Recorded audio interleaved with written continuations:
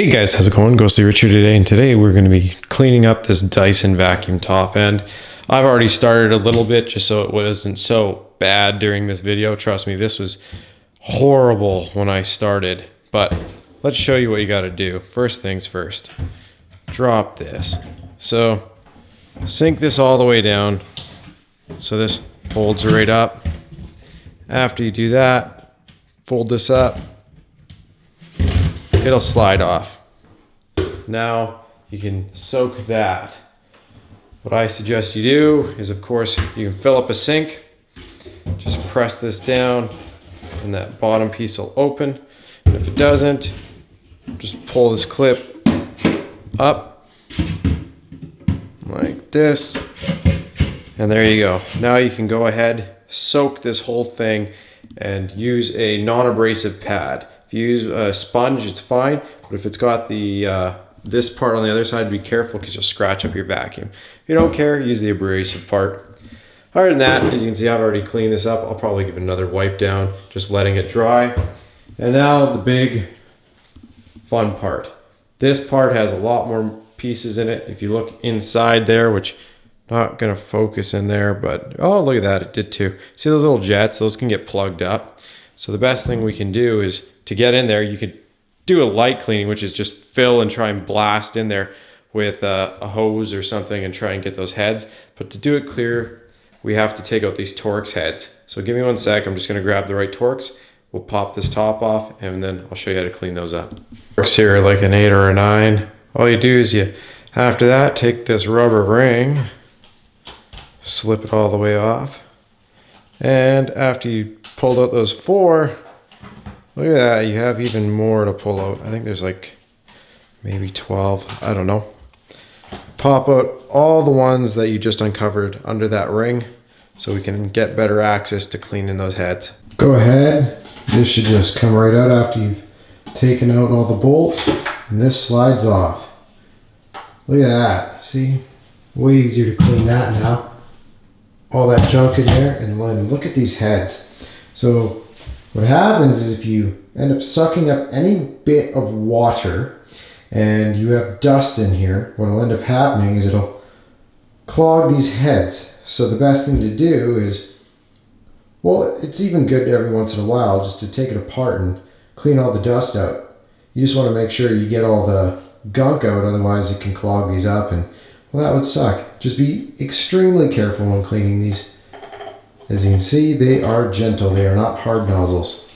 So go ahead and clean them all up, and you can even soak them if you want to.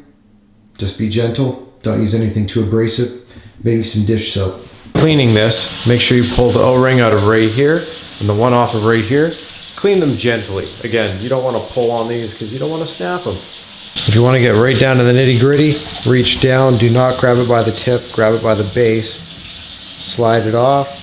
Look at that, just by shoving some water through there, cleans it up. You can even get in there if you really want to with some other stuff, but I think just doing this, making sure you clean it up the best you can, will be good enough. Again, from the bottom, never the top, as you could pull the tip right off the top if it's brittle. Sure, I'm glad I decided to do this. A couple of these have been plugged solid. You can see this one's actually got stuff in it.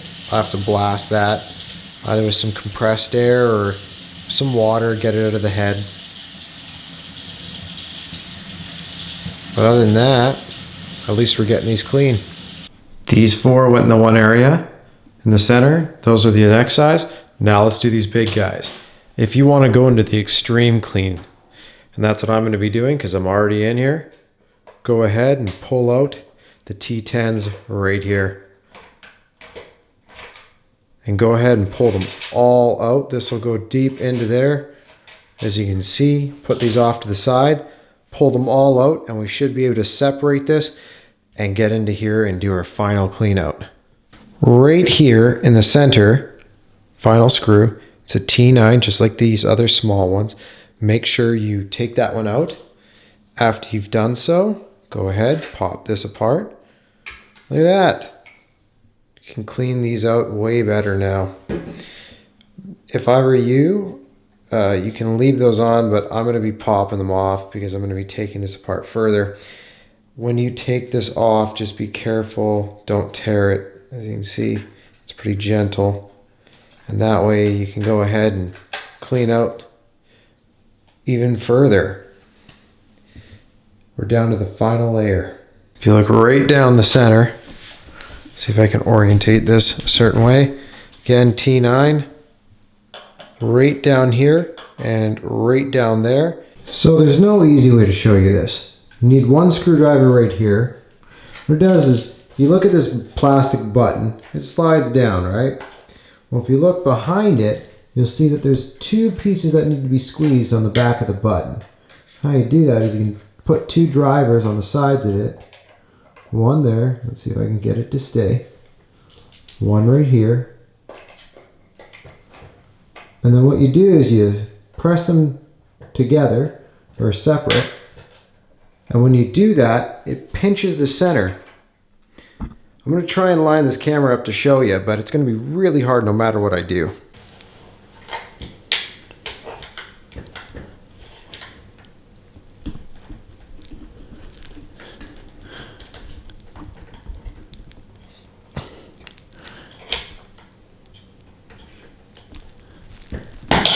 There we go.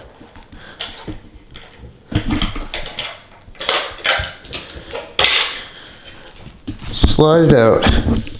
From there, lift this layer off. It'll come it's a little stuck in the center. I managed to just put a little bit of pressure and squeeze it out of here. Now that I've done that, like I said, I already took these two out. Now it's just these last three. We'll be down to our final layer, and it's time to just do that final deep clean. Next thing to do is start drying this up. Now, I'm going to be leaving this overnight to dry up after it's all back together. You can do either or. The other thing you can do is hit this up with a blow dryer if you want to try and heat it up a little bit. But this one just sits in there like that. And then what you do is you grab your good old gasket. And again, this is one of the reasons why you want to leave this overnight, is gaskets like this are going to just be caked. And so you would just heat that up. And again, like I said, just tapping this one on a dry cloth, and it does do wonders. And if you're wondering, why would I tell you leave it overnight? Well, you don't want to just have to go back through everything you just did, do you? Because if you fire this up and you start sucking up dust and it's still moist in here, what's going to end up happening is it's just going to turn into concrete again in here and plug up your jets.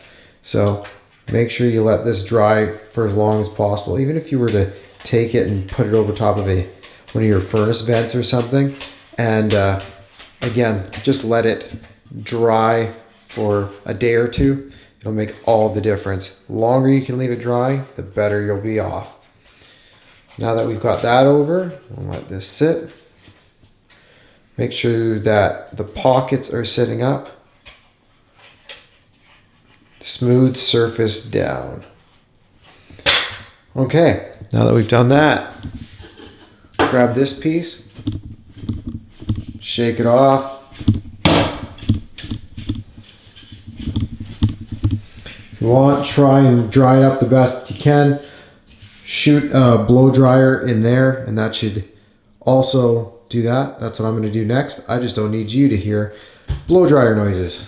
After you do that, go ahead and put this here and put in the 5 bolts that you took out from right here, which should be these guys right here if you want to clean up the screw heads. Put this seal back on. Sink it on. Again, if you want to, you can shoot this seal with a hair dryer. Just be very careful. I'd almost put it on first. Gives it something to be held by. And make sure those cups are just aiming straight up, like so.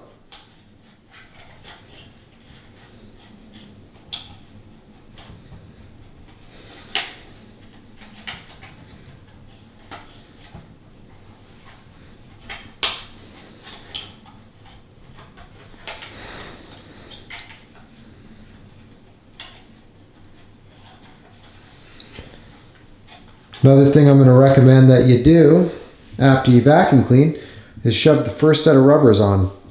Those little rubber caps, shove them on here. Just bring it in on an angle. You have to watch those little nozzles over there. Perfect. Put it back on, and again, now you get the fun part of getting the 2 screws in there. On the inside, if you remember how fun that was, just slide the 2 in. One right here and one right here. So trick for you, mine is magnetic, so it's super easy. If yours isn't magnetic, try and make sure you sink it into those screws real deep. And if it's not magnetic and you can't get it just to stay on there, take a magnet and put it on the shaft of the screwdriver and it will magnetize it. Just a trick. Go ahead, after you put those 2 screws in, and blow dry another set of caps to go on top of this row. Go ahead, put this one back on. Now that's done. Go ahead, dab the gasket. If you want to, heat it up with a blow dryer. Now something that I've heard some people do with these gaskets, especially if they start to stink a little bit, they will put them in some sort of perfume water or whatnot, like dish soap or whatnot, just to try and soak in a more citrusy smell than the disgusting one that can happen if you suck up the wrong kind of stuff, I guess. But again, that is up to you. Again, just like we did before, little bubble side out, push it in like so. And after you do that, if you want, hit it with the blow dryer again so it dries out that gasket just that little bit more. Just like so. Sink it all the way down. Take this ring, slide it onto here. Once you've gone ahead and put the longest black screws in all the way around, go ahead, last time, blow dry all those caps and sink them onto here. We're almost done. Before we seal this up, take this screw, put it right there, right in the center, right there. Again, it's this size. Go ahead and blow dry this entire basket. After you do that, and it's all blow dried, also do those 3 gaskets right there. First thing to do, get this first gasket lined up. Pretty easy, just follow the indents and it'll make a lot of sense. You can tell which way the gasket goes up because it has that distinct pattern where if you look on here, it follows.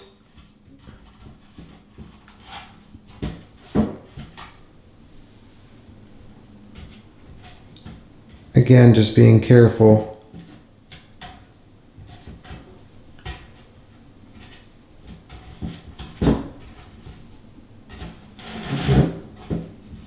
Alright, so that one's looking good in there. Now the next one. This one right here. Just make sure, again, it's got an indent that's different than the rest.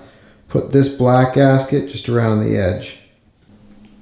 Once you have this like this, you can actually take the whole head right here. Make sure those didn't get pushed around. Just slide this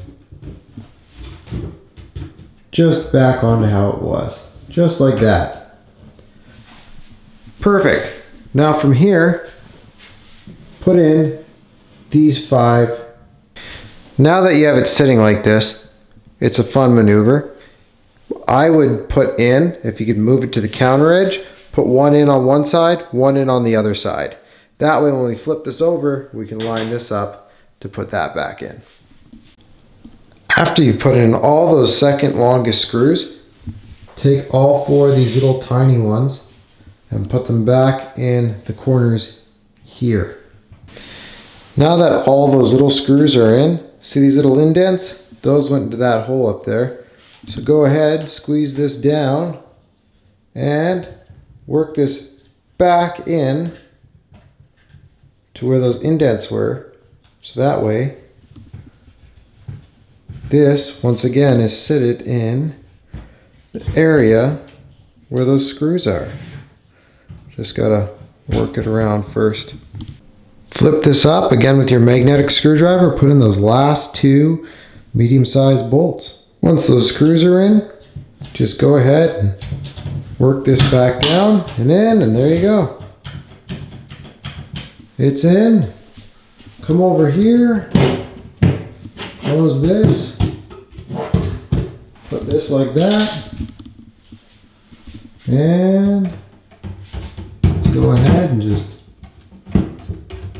oh, sorry, right there. See how it slides in on the outside? Just like that.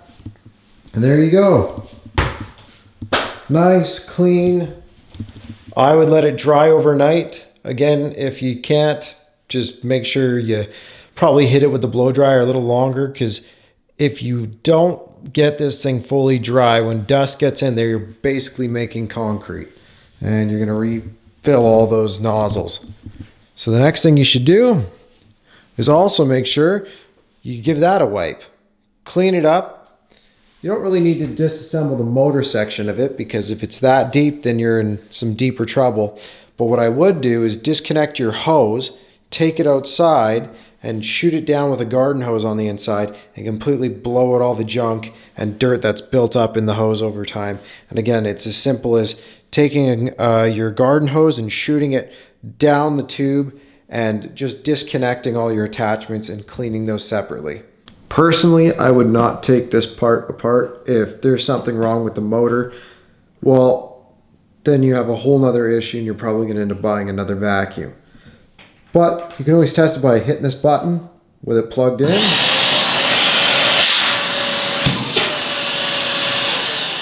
And as you can see, I got major suction still, so there's absolutely no reason to take this apart. If you want, just clean up the gasket right here. Look down here. Make sure you clean this out with a cloth and give your vacuum a wipe. Why not? And then after you do that, clean this inside trough here. And remember I told you to clean the hose? Look at how dirty that is on the inside. So like I said, you can, if you got a big sink, you can run the water through it. If not, yeah, there's no real disassembly other than I took this apart really quickly, which was just take it off the other end and blasted it through with some water, and yeah, cleaned it up nice. I'm gonna clean the hose and that's it. Anyways, I hope this video helped you out. Press like if it did, subscribe for more. Hopefully it's got your vacuum sucking again.